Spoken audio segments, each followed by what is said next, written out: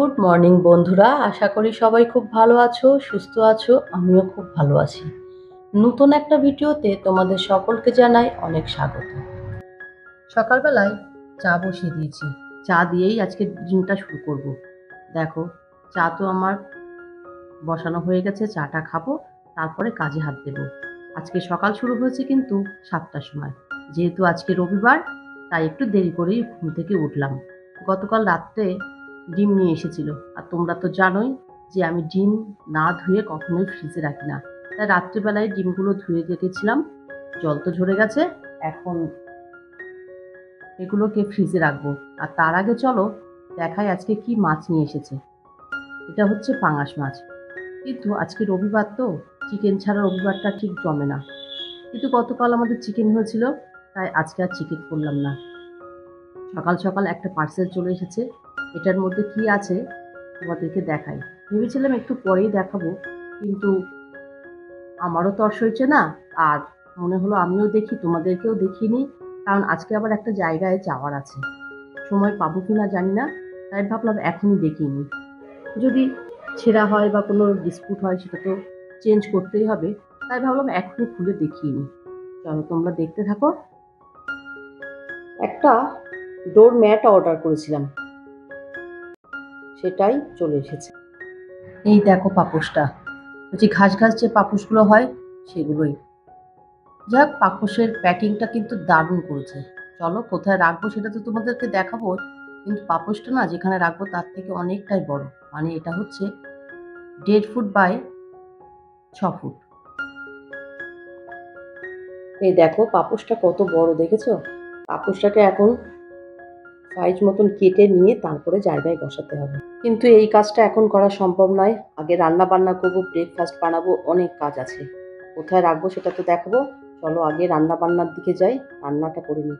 আর দেখো পাপোশটা কিন্তু প্রচুর লম্বা। সকালের ব্রেকফাস্টে আজকে আছে ডিম পাউরুটি। সেগুলোই তৈরি করে নিয়ে ছেলেদেরকে খেতে দেবো, আমি নিজে খেয়ে নেব, তারপরে শুরু করে দেবো রান্না বান্না।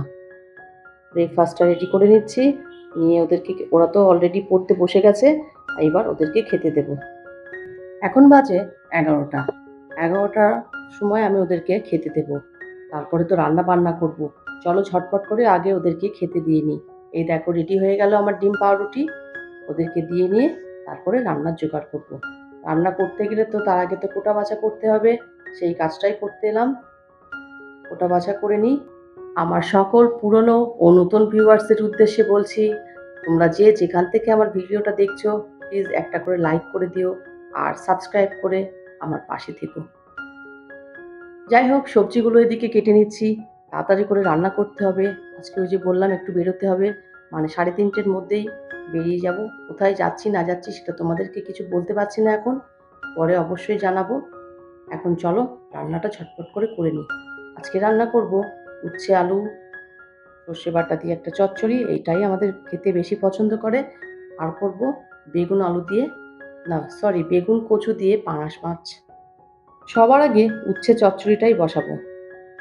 কুচি করা উচ্ছে নিয়েছি, আলু, পেঁয়াজ, দুটো কাঁচা লঙ্কা দিলাম, দিয়ে পরিমাণ মতো লবণ, সমস্ত মশলা, ধনে গুঁড়ো, জিরে গুঁড়ো, লঙ্কা গুঁড়ো আর হলুদ গুঁড়ো, লঙ্কা গুঁড়ো পরে একটু দিয়েছিলাম, আর দিয়ে দিলাম সর্ষের তেল।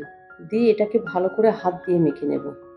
মাখার পরে পরিমাণ মতন জল দিয়ে তারপরে এটাকে বসিয়ে দেবো। কিছুটা সময় এইভাবে মেখে রাখলে কিন্তু খুবই ভালো হয়। যাই হোক, আজকে তো আমার আর সময় নেই, তাই একেবারে জল দিয়ে ঠিকঠাক করে নিয়ে গ্যাসটা জ্বালিয়ে দিলাম। এটা এদিকে ফুটতে থাক, ততক্ষণে আমি এবার মাছের ঝোলটার ব্যবস্থা করি।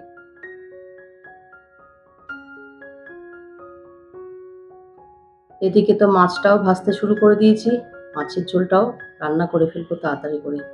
আর এদিকে দেখো বেগুনটাও বসিয়ে দিয়েছি। চলো এবার তোমাদেরকে দেখিয়ে নিই যে কি কি রান্না করলাম, মানে রান্নার লুকটা কেমন হয়েছে। দেখতেই পেলে উচ্ছে আলু চচ্চড়ি, এখানে আছে ভাত। আজকে ভাতগুলো হাঁড়ি থেকে নামানোর সময়টাও নেই। আর এখানে আছে কাঠি কচু বেগুন দিয়ে পাঙাশ মাছের ঝোল। এই হলো আজকে রান্না বান্না। ভাবলাম ডিমগুলো তুলেই রাখি, নাহলে হয়তো রায়ান দেবে ফেলে ভেঙে যাবে। ওই জন্যই ডিমগুলো আগে ফ্রিজে রেখে দিচ্ছি। আর আমার ছোট ছেলে যা দুষ্টু, হয়তো এমন কিছু ছুটবে ডিমগুলো সমস্তটাই ভেঙে যাবে। তাই ডিমগুলো আগে রেখে দিয়ে নেব। এদিকে দেখতে দেখতে আকাশটা কেমন মেঘলা হয়ে গেছে, চলে এলো ঝমঝমিয়ে বৃষ্টি। কয়েকদিন ধরেই ভাবছি যে শাড়িগুলো একটু রোদ্দুরে দেবো, সুযোগও হয়ে উঠছে না, সময়ও হয়ে উঠছে না, আর আকাশের তো পরিস্থিতি এই। চলো এবার তোমাদেরকে দেখাই যে পাপোশটা কিনেছিলাম কোথায় রেখেছি। এই দেখো, এইটার মাপে কেটে নিয়ে এখানে বসিয়ে দিয়েছি, একদম গেটের কাছে, মেন গেটটাতেই বসিয়ে দিয়েছি। যাই হোক, খাওয়া দাওয়া করে স্নান করে নিয়ে এবার আমরা বেরোবো। আমি তো রেডি হয়ে গেছি। আমরা মানে আমি আর আমার হাজব্যান্ড যাবো দুজনে। জিজু আর রায়ান বাড়িতে থাকবে, দাদু বাড়িতে থাকবে, ওদেরকে রেখেই যাব। চলো রেডি হয়ে পড়েছি, এবার একটু বেরিয়ে যাই, কারণ একটু দেরিই হয়ে গেছে। ঝটপট করে বেরিয়ে যাব। এখন কিন্তু আবার একটু রোদ উঠেছে, আর সেই সঙ্গে প্রচণ্ড গরম হচ্ছে, আর শাড়ি পরেছি মানে আরো বেশি গরম লাগছে। চলো তাহলে এবার আস্তে আস্তে রওনা দিই, যে জায়গায় যাওয়ার উদ্দেশ্য সেখানেই বেরিয়ে পড়লাম। ছেলেরা তো বাড়িতে আছে, একটু মনটা খারাপ লাগছে ওদের জন্য, কিন্তু বেশিক্ষণ তো না, ঘন্টা দুয়েকের ব্যাপার, তার মধ্যেই আমরা চলে আসবো।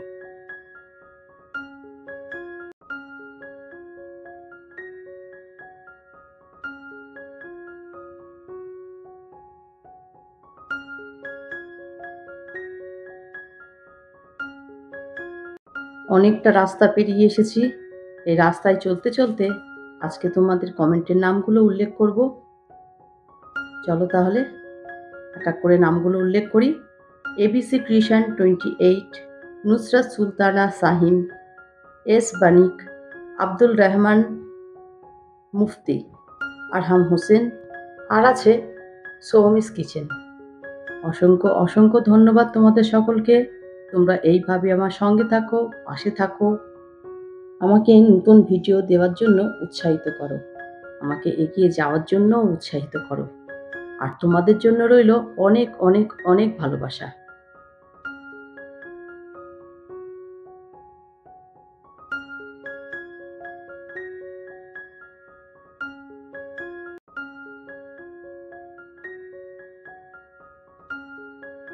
চলে এসেছি অনেকটা রাস্তা, দেখতে দেখতে চলে এলাম হরিণঘাটা। দেখো এখানে লেখা আছে আই লাভ হরিণঘাটা, দেখতে কি ভালো লাগছে না?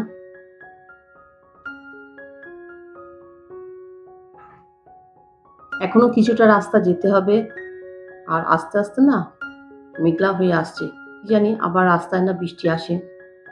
গাড়িতে আছি, অসুবিধা তো নেই, বৃষ্টি এলেও কোনো অসুবিধা নেই। চলো আবার চলতে শুরু করলাম। আর চারিদিকে দেখো পুজোর প্যান্ডেল শুরু হয়ে গেছে, আর আকাশে বাতাসে শুধুই পুজো পুজো গন্ধ। কিছুটা যাওয়ার পর একটা জায়গায় দাঁড়িয়ে সিঙ্গারা আর চা খেয়ে নিলাম, আবার যাব। আজ আর ভিডিওটা বড় করলাম না, আজ তাহলে এই পর্যন্ত।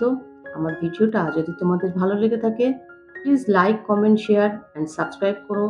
সবাই খুব ভালো থেকো, সুস্থ থেকো। দেখা হবে অন্য কোনো নতুন ভিডিও নিয়ে। টাটা।